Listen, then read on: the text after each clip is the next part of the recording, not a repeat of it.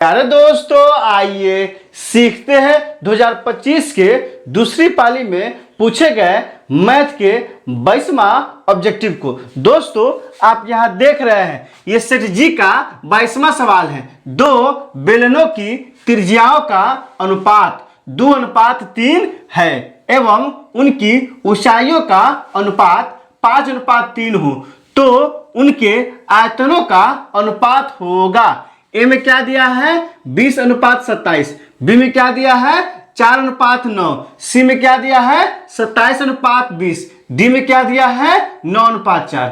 दोस्तों, डिस्क्रिप्शन में क्या किया है प्लेलिस्ट लगा दिया है। पहला और दूसरा प्लेलिस्ट है 2025 के प्रथम पाली में और दूसरी पाली में पूछे गए मैथ के सवालों का। तीसरा प्लेलिस्ट है बिहार बोर्ड द्वारा जारी मैथ के मॉडल सेट का। आप वहां जाइए, उन वीडियो को इत्मीनान से देखिए ताकि समझ बनेगा कि एग्जाम में किस क्वेश्चन पूछा जाता है और आपको कैसे बनाना है। तो आइए इस सवाल को हल करते हैं। यहाँ क्या क्या दिया है तो त्रिज्याओं का अनुपात कितना दिया है 2:3। मतलब क्या हुआ दोस्तों, मतलब हुआ कि R1 अनुपात R2 कितना दे दिया है 2:3। तो यहां से क्या हो जाएगा R1 बटा में R2 बराबर क्या हो गया 2/3। तो यहां से क्या निकल गया, यहां से निकल गया R1 बराबर 2 और R2 का मान कितना आ गया, R2 का मान 3 आ गया। फिर क्या दिया है दोस्तों, फिर दिया है एवं उनकी ऊंचाइयों का अनुपात। ऊंचाइयों का अनुपात कितना है 5:3 है। मतलब क्या हुआ दोस्तों, मतलब यह हुआ कि H1 अनुपात H2 कितना दिया है तो दिया है 5 अनुपात कितना दिया है 3 दिया है।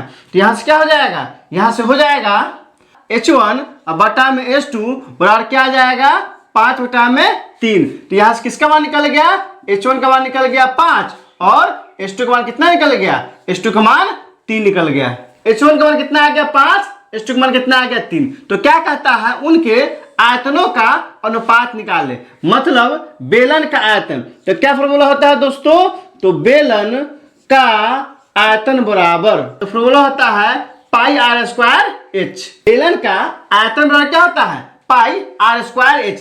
कभी कभी आपके एग्जाम में सीधा फॉर्मूला पूछ देता है, इसलिए इसे अच्छे से जहन में बैठा लीजिए कि बेलन का आयतन बराबर क्या होगा πr²h।